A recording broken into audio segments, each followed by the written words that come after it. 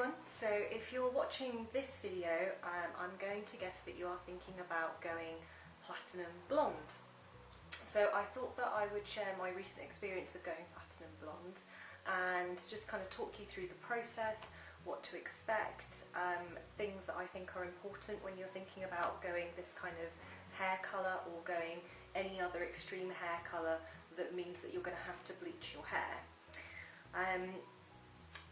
I think the first thing to say is that I haven't bleached my hair before, so this is entirely a new experience for me, and I did an awful lot of research before I decided to actually go and bleach my hair.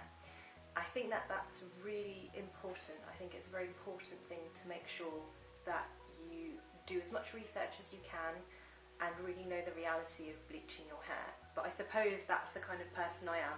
I may be a bit cautious about these sorts of things, but I do like to change my hair up. So I wanted to know what I was letting myself in for when I got the idea in my head that I wanted to go platinum blonde. So, as I said, the first thing to do is research. Have a look at the internet. There's loads of videos like this about which talk about people's experiences. On the internet there's loads of blogs about it. Just so you really understand what the reality is of actually bleaching your hair. The next thing is to really have a think about what colour you want. If you Google platinum blonde hair, you will come up with a huge array of different types of colours that your hair could be as a platinum blonde. You've got everything from almost a slightly golden colour, which I personally don't think is platinum, but some people do. I think platinum shouldn't have any warmth in it at all, but you have that kind of colour going all the way to your sort of really silver hair. I think that that's something different. I think silver hair is different and gold hair is different and platinum is something in between. But that is really important to know what shade you want to go, because what you might think is platinum might be different from what your colourist might think is platinum. That brings me on to my next point, which is don't do this yourself. Don't. Please don't do this yourself.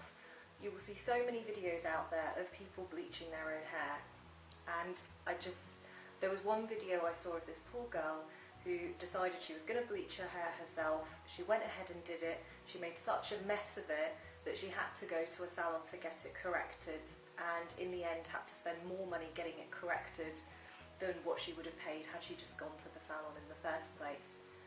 Seriously guys,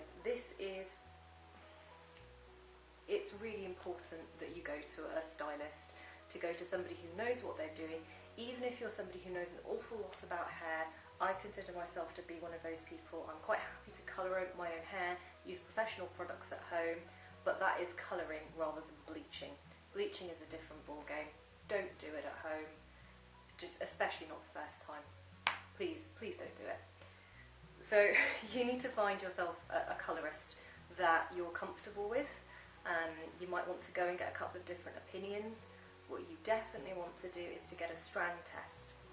If you're somebody who's had colour in their hair before, like me, you want to know what kind of levels of lift you can expect to get out of your hair.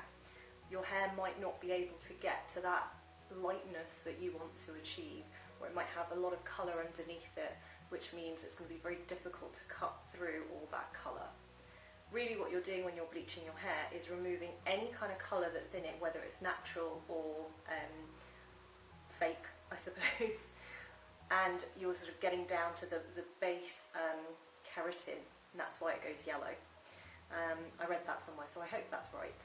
But you really want to make sure that you get a full strand test. It sounds quite scary, but they'll probably go from the back and slice a piece out and test it for you. If they don't suggest a strand test, make sure that you suggest it to them, but I would be wary of a salon that wouldn't strand test you or wouldn't suggest a strand test to begin with. The strand test will definitely show what you can and can't achieve with your bleach, because what you don't want to do is pay loads of money and have your expectations really dashed by going in and not coming out with what you want. I think that that's really quite upsetting. The other thing to discuss with your colourist is whether you want to go for a full head of bleach, which is the option that I went for, or you want to go for really, really packed in highlights, which is another option, and it's probably a slightly slower process. You probably have to go a couple of times to really get that effect if you want the all over bleached sort of look using the highlights. Now I wanted a fairly clean look, quite an even look, so that's why I decided to go full head bleach. The pros and cons of that is that with full head bleach you're going to get really quite strong roots coming through, which I'll talk about in a minute. Or a full head highlights, you're going to get a slightly nicer growth. You're not going to get that big line of demarcation, as they call it. So the next thing that I would say to discuss with your stylist is how long it's going to take and how much it's going to cost. Big thing I would say is when you do decide to go and do it, don't make any plans for the afternoon or in the evening. Just don't make any plans for after your appointment, because you never quite know how long you're going to be there for. When I went and did it, I was there from 1:30 in the afternoon to 6:30 at night, so 5 or so hours it took for my process. That included a cut as well, but that's how long it took. Next thing you want to discuss with your stylist is the cost. This isn't going to be cheap. I think the other thing to think about is not just the cost of initially doing it, it's the cost of maintaining it. It's going to need upkeep. You're going to have to keep going and having your roots redone, especially if you're somebody who really doesn't like their roots, in which case I would really question whether this is the style for you, because they will drive you absolutely mad. If you don't like roots, I really wouldn't suggest it. If you want that sort of perfect, ethereal, fairy-like bleach look, it's very difficult to keep. I think I actually kept mine for 3 days before I noticed roots coming through. That's how quick, especially if your hair grows quick like mine does, that's how quickly you will start to see a root, and you get these little teeny tiny micro roots, and it looks quite weird. I actually prefer it a good couple of weeks in now, where it's sort of got a little bit of interest going on, a bit of rootiness, but yeah, you're going to have to go and see your stylist. I think I'm going to have to go and get this done again in another couple of weeks, so that probably would be about 6 weeks or so between colours. So you want to consider the cost of not only the first time that you have it done, but the subsequent upkeep. The next thing that I want to talk about, which I think is really important, but it is entirely up to you. In fact, I would personally say this is an absolute must-have if you are bleaching your hair, and that is find a salon that uses Olaplex. You've probably heard of Olaplex if you're into your hair at all, especially if you are watching from the States at the moment. It's a really big thing. I first found out about it via YouTube about a year ago, and I've been waiting for it to come to the UK. Now, I don't know the science behind it to exactly explain what it does, but basically my understanding is that it helps rebuild the bonds that are broken down in your hair through the bleaching process. It's a treatment it's not a treatment, in fact they're very clear not to call it a treatment, but for want of a better word, that's what I'm going to call it. You can have it on its own as an in-salon thing, or you can have it mixed into your colour. What that seems to do is it helps prevent the level of damage that you're going to get through bleaching your hair. That's the other thing about the strand test, is that it will show up whether your hair can handle the process, because you are bleaching your hair.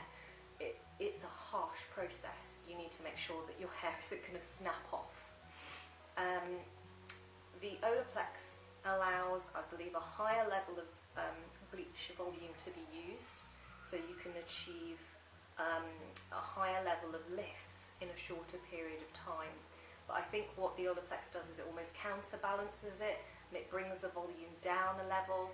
I'm not 100%, Google it, find out, do your research on it, but it basically helps repair the bonds that are broken in your hair, and it helps to prevent that level of damage. My understanding as well is that it also helps when you've actually got it on your roots to prevent that burning, which I've read about and actually scared me a lot. How it felt on my head with the Olaplex in. It was fine. There was a sort of slight tingle. It was maybe slightly uncomfortable. Absolutely nothing you can't handle. I mean, I think I'm probably over-egging it by saying it was slightly uncomfortable. It was absolutely fine. I didn't feel any pain whatsoever. You don't want to go and have your hair done and feel pain or discomfort. So it's definitely something that I would say to look into, to have done. It adds about £50 onto your overall cost. That does vary. I had different prices quoted to me from about £45 to £50, so it wasn't really that much difference. But the one that was cost £50, they gave me the Olaplex number 3, which is one that you can take home and use every 10 days. What I'll do is I'll make a separate video all about products that I've been using on my hair.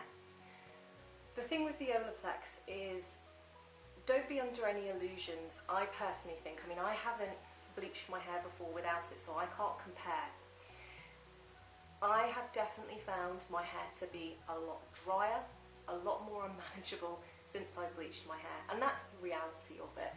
You are never going to have beautiful, silky, soft hair. I mean, you can kind of see a little bit of that frizz there. I haven't straightened my hair today, I've just blow dried it, but it does still feel soft. You want to make sure that you baby it and deep condition it and all of that afterwards. The Olaplex helps, but don't be under any illusion that the Olaplex will improve the condition of your hair or prevent that damage 100%. It doesn't. It really doesn't. I don't think it does. But what I can't say is how much more damaged my hair would have been had I not used it. So as far as I'm concerned, I'm always going to use the Olaplex when I go back to my salon. How I found it afterwards, as I said, I have found it quite dry. I have found it a bit unmanageable. But the other thing that I have found is on the flip side of that, I've gone from somebody who washes my hair every day, which every hairdresser will tell you don't do, it's terrible for your hair. But I found it so greasy and so gross, and I couldn't cope without not washing it. I now have managed to not wash my hair sort of anywhere between 2 to 4 days, and my hair has been okay. Yes, you will start seeing the sort of little greasy signs kind of there around your ear, but overall your hair can take it. It's quite nice not to have to wash your hair all the time, and your hair still looks good and you don't have that greasy feeling, which I've had before. Your hair is dry. As I said, you're going to have to baby your hair. Lots of deep conditioning treatments, be kind to it, hydrating shampoos, sulfate-free shampoos. People keep asking me, have I had to change the way I do my makeup? Have I had to change the way I dress since I've had bleached hair? And the answer to that is no, not really. So let me explain. I've found that certain colours maybe suit me slightly differently to what they did before. So cooler tones, silvers in terms of your eyeshadow seem to go nicer rather than the warm golds or coppers that I would usually wear. And on my lips, I usually wear sort of reddy tones, and actually pinkier ones do seem to go better. That's not to say I can't wear red tones, but the pinky ones do seem to go a little bit better. And in terms of blush, I've gone for a pinky blush rather than a sort of peachy blush, which is what I've normally gone for. I would say if you're somebody who doesn't wear makeup, bleached hair can be quite unforgiving. So if you're somebody who goes if you're somebody who wants to do this but doesn't wear any makeup, you may find that you're going to have to put on a little bit more. You're definitely going to have to define your brows and your mascara, really, just to make sure that those features aren't lost, because it can definitely wash you out, this colour. But clothes wise, I think generally what suited you before will still suit you. I think people maybe they just make too much of a thing about the fact you're going to have to change your hair, and you're going to have to change your makeup and change your clothes. Not true, not really, but you will find different things suit you in different ways now. I think that is the end. Yeah, okay. Well, I hope this video has been helpful, and I'll see you soon. Bye.